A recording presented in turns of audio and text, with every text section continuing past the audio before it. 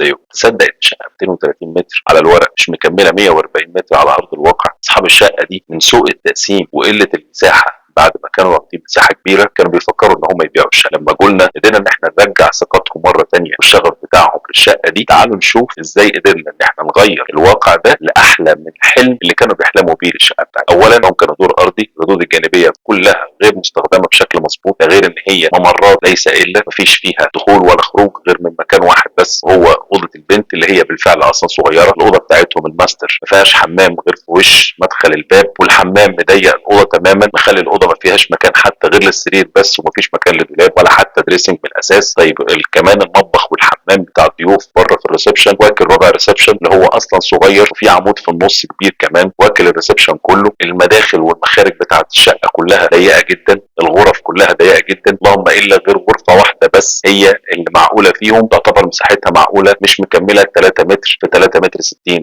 وعشان نكبر الشقه دي فعلا من 140 متر ل 260 متر عشان نخليها كانها فيلا، اختصرت اغلب التعديلات اللي احنا عملناها الى 6 تعديلات رئيسيه زي ما حضراتكم شايفين على الرسم. لو عجبك محتوانا في الفيديو ده اعمل شير وسبسكرايب، فعل الجرس عشان يوصل لك كل جديد في عالم الديكور والتصميم الداخلي وحاجات ما سمعتهاش قبل. السلسله دي هشرح لك ازاي الشقه دي اتحولت بعقل هندسي ديكور عملي، مش بس شكل جمالي، لا احنا بنقدم كمان فيها حلول عمليه، حلول هندسيه حقيقيه بشيء يناسب الميزانيه، في نفس الوقت يستغل كل متر في الشقه بتاعتك. لو شقتك مش حاسس انها مريحه بالنسبه لك الفيديو ده ليه. لو هتبتدي تشطب شقتك وعايز تعرف ازاي تستغل كل متر وكل سنتي في الشقه بتاعتك بشكل مظبوط وشكل عملي يوصلك للديكور اللي انت بتحبه، السلسله دي والفيديوهات دي خليك معانا.